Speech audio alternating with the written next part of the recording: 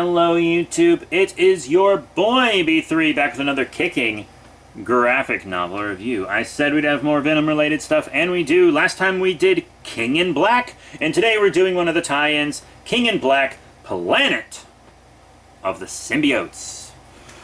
Let me give you a quick read-up of the back of the book. Darkness reigns over the Marvel Universe. As Null makes his long-dreaded arrival, no corner of the world is safe, and all-star talents unite to explore key moments in the saga, featuring epic clashes between Null's army and Earth's heroes, the return of fan-favorite characters, surprising revelations regarding the Venom mythology, and introductions to exciting new players in the Marvel Universe. Starring Scream, American Kaiju, Cloak and Dagger, Cortland Cassidy, ancestor of Cletus, and more! Plus, Dane Whitman, wielder of the mighty Ebony Blade, rises again to defend Earth against Null's unstoppable onslaught with Arrow and Swordmaster by his side. But what secrets will the brutal battle reveal about the Black Knight's past? Collecting King in Black, Planet of the Symbiotes 1 through 3, and King in Black, Black Knight by Clay McLeod Chapman, Frank Terry, Mark Bernardin, Jeffrey Thorne, Rodney Barnes, Steve Orlando, Simon Spurrier, Villanova, sorry, Danilo Zesperuth, Kyle Hotz, Jan Bazaldua, Gerardo Sandoval, Jesus Saez, Dean White, and Rachel Rosenberg from Marvel Comics. Yeah, this actually wasn't my favorite. I'm not gonna lie. You guys know I love my monsters and horrors, and I love my superhero, and I love Marvel, I love all that stuff, but this one wasn't my super-duper favorite. There's a little story about Scream. The Life Foundation symbiotes all fully side with Null, except Scream, who is on Andy, formerly Maniac, who's kind of, I guess, the apprentice. I don't really want to say sidekick, but maybe like, let's go with apprentice of Agent Venom, you know?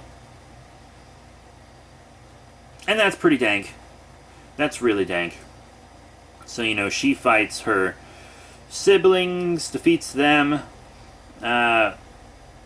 We get to kind of see a story about Cletus's ancestor, who's apparently the greatest serial killer who ever lived, coming back to life to be Plague, which was really cool. A figure of him would be kick-ass. He fights Man-Wolf, you know. It's a very short fight. And we also have some about, like, American Kaiju and Hornet. The American Kaiju one was really cool. I actually had watched a video about it a while back, actually, so I kind of knew everything that was going to happen, but I didn't remember. He's a big old kaiju with an American flag on his chest that says USA, Y-E-W-E-S-A-Y. And he's a berserk monster. I kind of have the feeling that maybe Marvel was testing this character because they want to lean more into monster stuff because the superhero genre cycle is fading and the monster one is growing. So I feel like this was a test to see if people would be into American Kaiju making a return. And he fights a larger than average symbiote dragon with 2 heads and really long necks, which I think is supposed to be kind of Ghidorah-esque, I'm pretty sure, because obviously American Kaiju's got the spines on his back. He's supposed to look like Godzilla. They're not scoots on his back like they are Godzilla. They are actual spines. It's a cool fight. It's a cool book. It's got a really cool monologue. I enjoyed it. The Hornet one, Hornet is basically what Prowler is becoming. He's leaving Prowler behind to become Hornet. It wasn't bad, but I haven't been keeping up with anything Prowler's been doing. So I kind of didn't know where his story was, and I didn't really understand the interpersonal relationships of the issue. There's also a Cloak and Dagger story in here, and I feel like Cloak and Dagger were a perfect choice to have a little story within King in Black, you know? Because he's all the darkness, and she's all the light, and they have to balance each other out, blah, blah, blah. They're like Hawk and Dove, but cooler, but only slightly. And I like Hawk and Dove, and I'm saying that. But neither team of these duos is actually that cool. This story had so much potential and wasted every second of it. Fell really flat. They really should have had Cloak go berserk and then Dagger really have to stop him physically, maybe restrain him until the event was over, until Null was defeated. Didn't really super work out that way.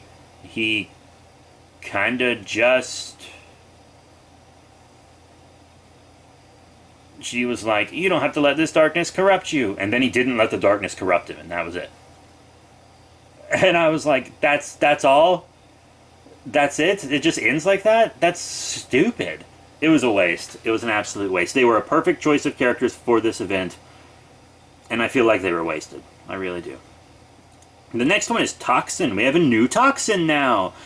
And I like him, and I cannot wait to see more of him. So this big, like, brood-esque creature, it's not exactly a brood, I don't want to spoil exactly what it is, fights Toxin, and then the guardsmen show up. It looks like the guardsmen are going to be getting used a lot now.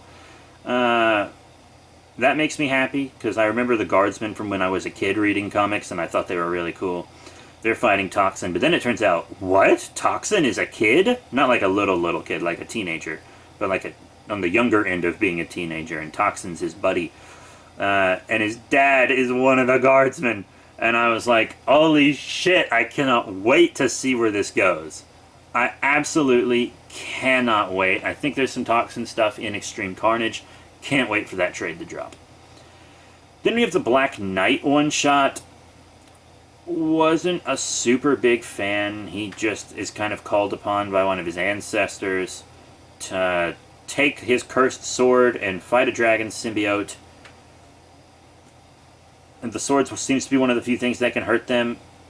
I don't like the Black Knight. I've never really liked the Black Knight. I don't care about him at all. But the other heroes in this book, Arrow, and the other guy whose name I mentioned earlier, but it escapes me currently. Yeah, his name is Lin Lee, but I don't remember his hero name. But I thought they were awesome, and I was like, holy shit, I'd read a trade about them. 100% I would. I thought they were really cool. I thought they had a good dynamic. I thought they were good characters. I really liked them. And I don't know, but I didn't like the book. I just really liked those two characters. Hard to explain, I guess. But there's kind of a revelation about the sword. I don't super want to give it to you, but Noel wants the sword because it's got the darkness. Noel's got the darkness, and it'll boost his power a lot. And the sword almost, in a way, kind of seems to kind of maybe want to go to Noel. Noel makes this big evil god monster that Dark Knight has to help fight. Dark Knight gets a cool form, though. Cool dark form. But yeah, this book's... You could pass on it.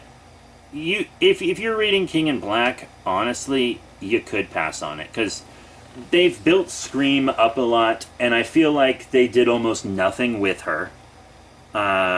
You know what I mean? Like, she just kind of fights the other Life Foundation symbiotes and then walks away with the kid. The Black Knight one, I cared for the side heroes. Didn't care for the Black Knight. I didn't care about the revelation for the sword.